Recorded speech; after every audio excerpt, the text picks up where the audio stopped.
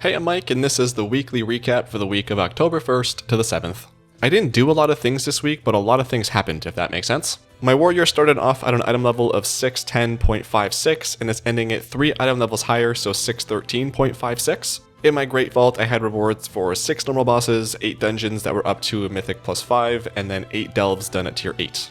I mostly had jewelry with a couple of other pieces in there, and then when I simmed it, the Mad Queen's Mandate was the best for me. This is apparently best in slot, and some people were pretty shocked and upset with me that I didn't take that in my week 1 vault, so I took that now. That's good. I've been loving this trinket. It's kind of weird because it says it does 3.6 million damage, and then that's also based on like the target's missing health, but I don't know how that all works because sometimes it does 3.6 million damage when they're at like 20% health, and other times it doesn't, so I don't really know how that works, but it is really great just being able to one-shot certain things like that Mythic Plus ad that spawns. It just pretty much nukes it instantaneously. So with those upgrades, I went into Nerebar Palace and I did the normal skip, so the first 2 last 2, as well as the first 4 bosses on Heroic, so I should be getting a decent Great Vault this week. I only did a handful of Mythic Pluses this week, but most of them were actually my own key because I finally got to that point where I'm queuing up as DPS and I'm just not getting invited. So rather than sitting there for 20, 30, 45 minutes plus, I just made my own key and filled up pretty quick. I managed to make some pretty great groups because we timed my +5 Stone Vault very easily. That was then upgraded to a +7 Dawnbreaker, which is another group that I created, and then we just crushed it. That Dawnbreaker got me pretty sweaty though because I was trying so hard to live. I don't know what it is about that dungeon, but it is just intense and it was a lot. It's probably the most pressure I felt playing WoW in a while, but I really enjoyed it. With that and some of the other Mythic Pluses I ran, that ended up getting my rating from 1489 to 1540, which is a difference of 51, and that got me my Keystone Conqueror achievement. I'm really proud of myself for that one. I kept looking at the achievement and just like, yeah, I earned this. I got that for myself. So that was awesome. I'm really happy and I'm really looking forward to pushing that further in the coming weeks and getting to 2K eventually.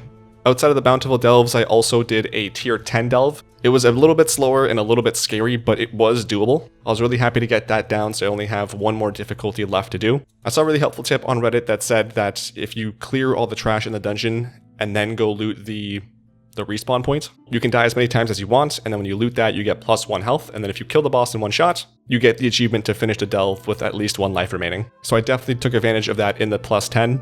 And then afterwards, I went and tried Zekfir on the double question mark difficulty, and he got him to like 70% health, I think. I only did the 1 pull, I didn't do more after, but I am hoping I continue to work on that this week or maybe next week. Feels doable, but it just is going to take a little bit of time. Also midweek last week, there was a world quest that was rewarding a Fell-Touched Battle Training Stone, which gives 10,000 experience to any pet of your choosing. I ended up doing this on like 20 characters because it was just way too good of a bonus not to. So I spent some time Tuesday night and Wednesday morning just going through that. And then of course, as I mentioned last week, the Darkmoon Faire started up on Sunday, so I ended up getting the buff from there, which gives me 10% more reputation gains, at which point I started handing in all of my weekly quests and getting that extra rep. And then prior to Sunday, I was doing my world quests, and I think it was Thursday night that I stopped finishing them. I just got them to like 90 to 99% done. So that way I could just fly around, do 1 more thing for that world quest and get it done really quick and just kind of hit all these world quests really fast and get a bunch of rep really fast. Definitely nice to min-max it, and I'm going to be doing that again with this week's reset, except this time I won't have to like wait for Darkmoon Faire to come up. If you're doing it, it does end on Saturday, I think it's Saturday night, if not Saturday afternoon. So just make sure you're picking up the buff before it ends. Outside of my warrior, I was able to get my hunter to level 80. His item level started at 519, but because I'd been looting a whole bunch of war supply crates throughout the last week or so, he had like 15,000 honor just sitting around, so I was able to get him fully decked out in the 558 forged aspirant gear, which scales up to 626 in battlegrounds and arenas. I also was able to buy 2 pieces of 593 forged warmonger gear, which is from the bloody tokens. I got the chest and the weapon, and then I upgraded both of those once to 597. So from that 519 item level that he started at, he's ending at 565.31, which is an increase of 46.31, so pretty good. At this point, my only upgrades are going to be through Conquest or Bloody Tokens, so just slowly working through that, so my item level increases on him will be less and less. I was very excited to jump into some battlegrounds, and I had mostly good runs. It wasn't as much of a stomp as I was expecting playing Alliance. Of course, when I'm playing Horde, we just get stomped, and then when I'm playing Alliance, it's like 50-50. But it is more fun having 50-50 than just getting stomped all the time, so I'll take it, I guess. I'm still learning how to play Hunter in TvP, and I'm finding that my performance isn't the greatest. If I'm in the back, no one's targeting me and I can just free cast, that's obviously very easy and fine. But as soon as somebody starts attacking me or I have to do some sort of CC or getting away from people, like I start to panic and start hitting buttons, I don't know what to hit and when. So obviously I just need to do more PvP to get more familiar with my class and just get used to that. But it was pretty funny watching the videos back that I had recorded, and it's just, everything's fine, and then suddenly someone comes towards me and I'm just seeing all my buttons getting hit at once. Somewhat related to what I was talking about, I did do a little bit of streaming this past week. I streamed to both Twitch and YouTube, so whatever you prefer. I typically go in and out of streaming. I don't really have a specific day or time that I do stream. It's kind of whenever I feel like it. If I do stream, it'll usually be in the late afternoon, early evening Eastern time, so like 5 o'clock p.m.-ish. But yeah, I was just doing some delves, mythic pluses, and just hanging out. So if that is something you want to check out sometime, just make sure you're subscribed to this channel or following my Twitch. I probably will do at least one stream this week. Speaking of this week, my plan is to continue doing kind of what I have been already, so continuing to do bountiful delves. I actually don't have many restored coffer keys anymore. I think I have 2 as I'm making this video, so I don't really know how to go about that. Gonna keep trying to do some Mythic Plus. It'd be nice if I could do maybe 1 or 2 7s. And then if I can snake my way into some more heroic boss kills on Nerobar Palace, that would be fantastic. And then with my hunter, whenever I feel like PvPing, which is usually in the evening, I just kind of get this urge to kind of end the night doing some battlegrounds. The worst part is just like the 5 to 15 minute queue times. That kind of sucks. Moving on to achievements, I started the week at 41,205 and I'm ending it at 41,310, so a difference of 105 points.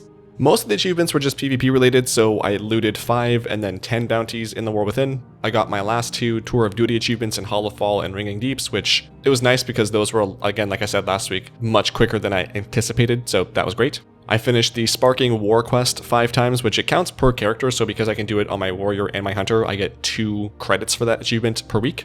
And then of course I already talked about getting the Tier 10 Delve achievement, but I also got Brand to level 40. And I also got my Severed Threads renowned to rank 25, so that is all done there. I have like 1,500 more rep for each of the individual people there before I get to max rep with them, so I'm almost done with all the Ashka Hat rep. For mounts this week, it was a pretty good one because I got a bunch, starting with the Depth Stalker from completing the October trading post stuff. I could have gotten at least one more mount with the coins, but the Scarecrow appearance was just way cooler, and I will probably use that before I use any of the mounts.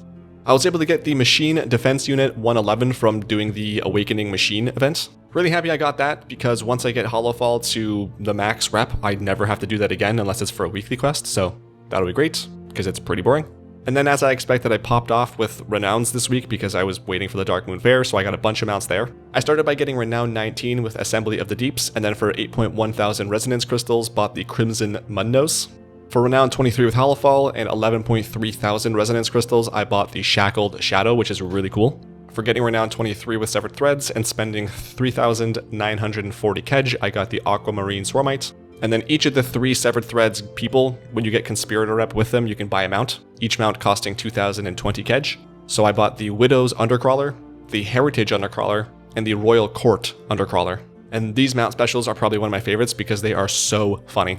I've only got 3 more rep mounts to get, and I should be getting that by the time the next Darkmoon Fair comes out, so that'll be nice to have all that stuff done. In other news, my partner and I were looking for some spooky things to watch this week, and we started by watching the movie Smile. The scariest part about this movie is that it was 2 hours long. It was awful. And then I also finished Season 2 of House of the Dragon, which was equally just as awful. It felt like I was watching the Wednesday episode of a soap opera where people just talk and emote at each other. Nothing happened for 8 hours. So I think I'm tapping out here. I'm going to let it do its thing, and I'm going to watch from afar because it was just so boring.